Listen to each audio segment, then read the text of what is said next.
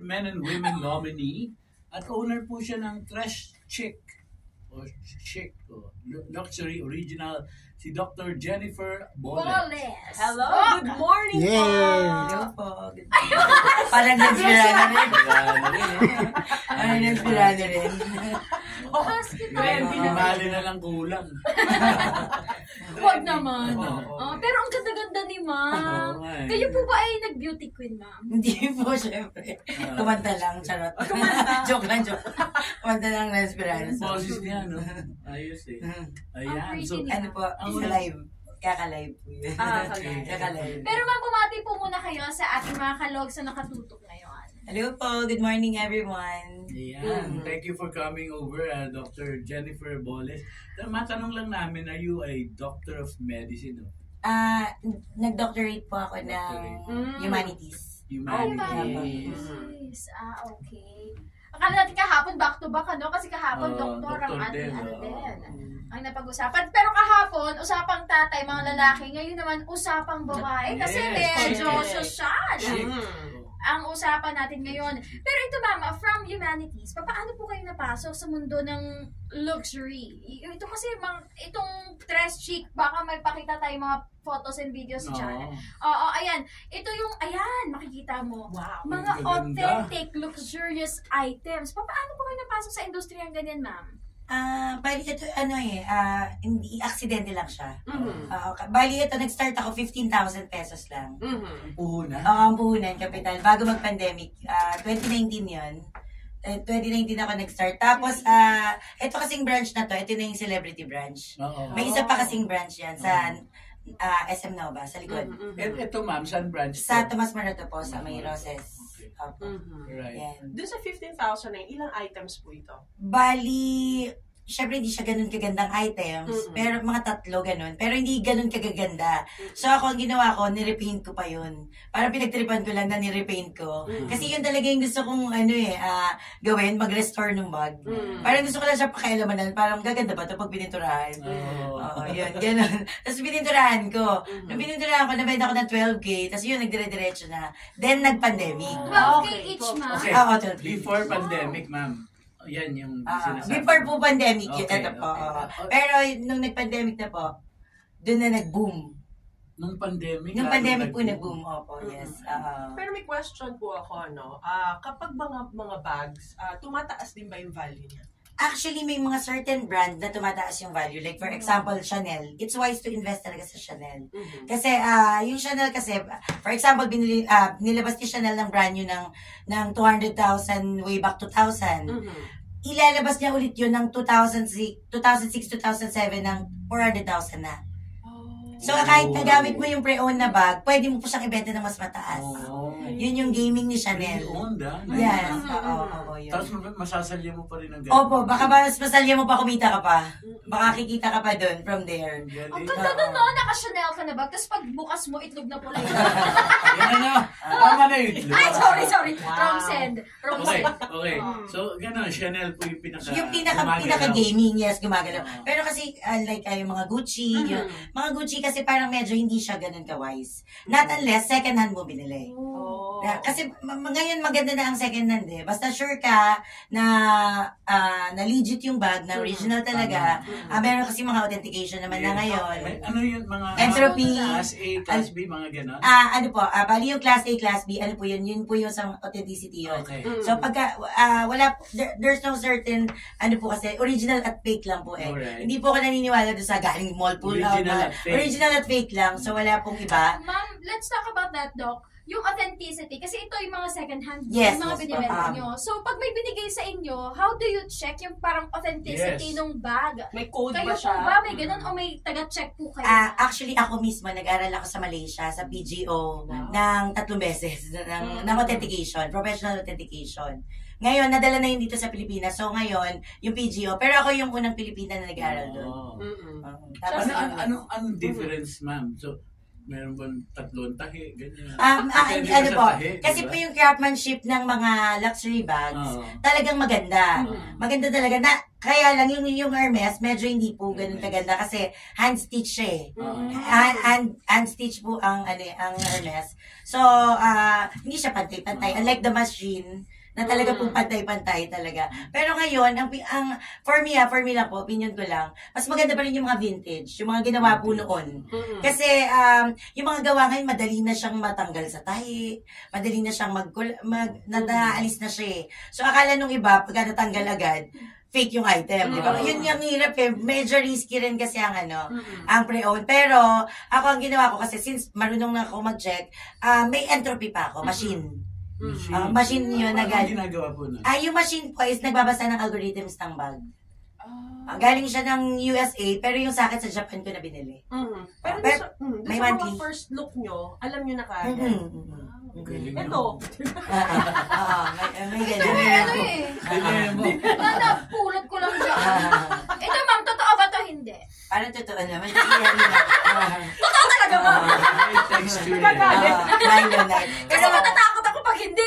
Pero ngayon kasi, sobrang afford na ng mga tao bumili ng luxury talaga. Lalo sa amin. Kasi ako, ang goal ko talaga simula nung una is magbenta ng murang luxury na guaranteed na original. Okay.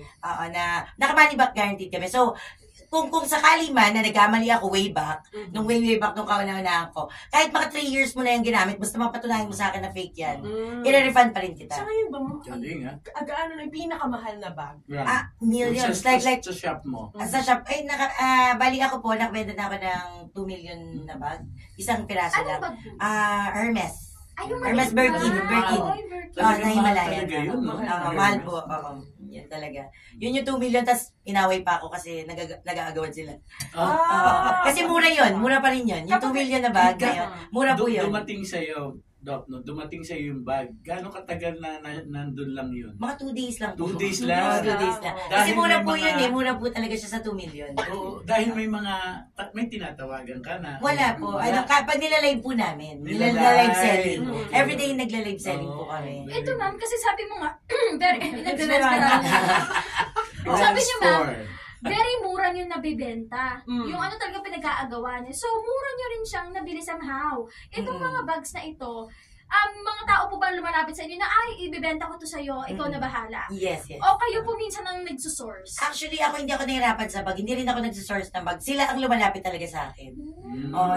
Kaya itong negosyo na to, parang feeling ko, talagang para sa akin, kahit hindi ako mahilig sa bag. Oo. Hindi ako ganun kahilig sa ako kahit bit-bit ko, pag presyon mo ng tama, bibenta ko eh. Kahit magbayong na lang ako pa uwi. Pero Okay, mag-eco bag. Dok, ganyan ka talaga katatas magsalita. Oo. Actually, may name pa po ako nito. Bagay ka talaga dun sa pag-online.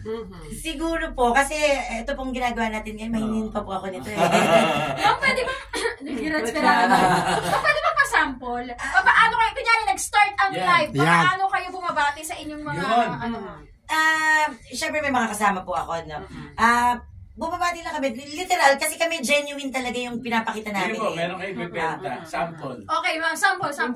Ayun Ito yun. po. Chanel na lang. Ayun. Yun. Yung Chanel. Ay, hindi mo dala. Ayan na lang yung Chanel. Oh, ayun may Chanel.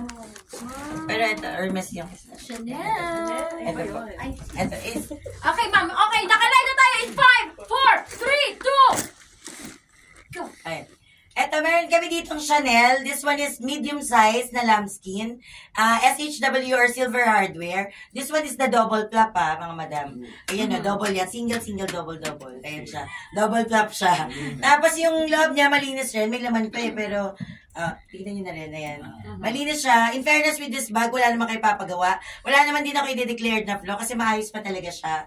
And, ayan, matambok pa. Sobrang matambok pa. Pag nakita nyo, ayan, hindi kami gumagamit ng filter, so, kita nyo yung right condition ng bag. Ayan siya. This one is Chanel Double Flap. Magkano, ma'am? Magkano? Pamay. How much? HM. Ito, ibibigay ko na ng mura, sagad sa buto. Kasi, ayan.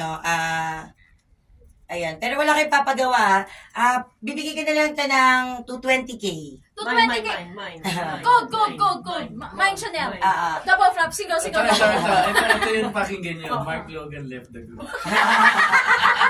Mahal eh. No, pero ito po kasi, Gabi, like the page. no, pero ito po kasi, itong Chanel na double top, sa brand nyo, 600 to. Ooh, Ngayon, wow. ngayon. oo. Pero natitrace My niyo ba God. kung sino yung mga first owner ng mga bags? Siya, yung history, hindi ko na rin inaalam eh. Pero ang importante sa akin, basta original yung bag. Oo. Yun lang ang nagmamatter sa akin, original yung bag o fake. Kasi dalawa lang yan eh. Yung hindi ako naniniwala dun sa mall pull out, mga ano. Walang ganun, walang certain. For me, para sa akin, walang ganun. Original at fake lang. So pag nag-fake yan, ipabalik yung pera nyo. In full. Kung gusto nyo rin kaming singilin doon sa mga ginastos nyo, kahit yung pamasahin nyo or bahala kayo. Kung ano gusto nyo isingil sa amin. Mas patunayan yung peke yan, babalik lahat sa inyo. Kapag hindi nila napatunayan na fake. Hindi pwedeng hearsay lang eh. Pero okay lang naman, kutos na lang. Pero kasi ako, hindi ko na pinapatagal yung usapan. Basta nag-inarte ka, oo, ayan, pero ganun. Para mabilis yung usap. Kasi madami pang ibang clients eh. Oo. Sa isang live Tsaka- niyo po, sa Ay, isang sige. live niyo, gaano karami mga items na binibenta niyo po online? Actually, madami. Madami talaga. Siguro ako ngayon sa Tomas Maranto branch, ano siya, may 2,000 bags doon. Mga 2,000 At any pieces na given bags. time, ilang oras ka po mag-live? Depende po sa gusto ko. Depende. Basta hindi ko po nilalagyan ng pressure eh. Kahit sa mga artista, kasi po celebrity branch yun. So yung mga artista po yung nagla-live doon. Nakita nga natin kanina si Rainier. Siya ang CEO ko. Oh. Siya ang CEO ng Test Shake. Ay, Ng celebrity branch.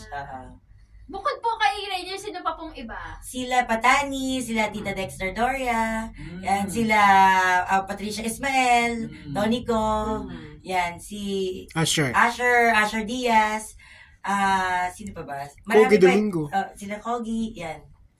Oh, ang bongga. Minsan sila mismo ang Oo, nagbibenta. sila talaga yung magbibenta, sila yung Sila magla-live. celebrity, And sila yan. Christine, yan. Tuesday Vargas. Tuesday Vargas, yan. Yung mga nasa clowns. Si Attackstar, Rania. Mga nasa clowns, yung mga tao sa clowns. Ito ma'am, gusto lang natin malaman. Sinabi niyo 2 million ang pinakamahal na nabenta niyong bag. Ano yung pinakamura? Kasi doon kami. Sa pinakamura, 3.5. 3.5. Yung mga Meron, May 2.5, may 2.5. Coach, mga coach yun. Mga coach. Mine. Magaganda pa ang condition. Sabi ko nga sa inyo, ano po talaga, kahawak na natin yung ano eh. Kaya na talagang bilhin. Kaya na siyang bilhin. Ano ba yung mga ibang mga brands? Di ba? LV, ganyan. Louis Vuitton ba? Yes. Hindi. Lou Veloso. Louis Vuitton ba? Hindi na nga afford ko eh. Lou Lumang bag. Veloso po. Meron. Meron po kasi lumang bag. Ayun yung kagaya ng tanong ko kanina. Ano yung magkano pinakamahal talaga na bag sa buong mundo? That's Hermes, Bertin. How much? Kasi merong 25 million na ganun eh. Na Hermes Birkin eh. And ayun pa ma'am, yung mga limited lang. Yun Limited, yung may mga bilang. Himalaya. May bilang lang. Kahit sa mga Louis Vuitton, kahit sa ang brand, merong mga limited lang. Grabe yung 25 million. Hindi lang, may more pa. May more pa. Para punuin mo yung shop mo ng ganun karaming bag. Ano? Tapos may isa ka pang branch. Opo. Saan po yung isa? Sa Novaliches po. Sa Novaliches. SM Novaliches. Sa likod ng SM. Opo. Sa likod po ng SM Nova. Hindi ko lang, ako lang magaan yung loob niyo. Magaan. Parang cool. Gusto ko siyang kunin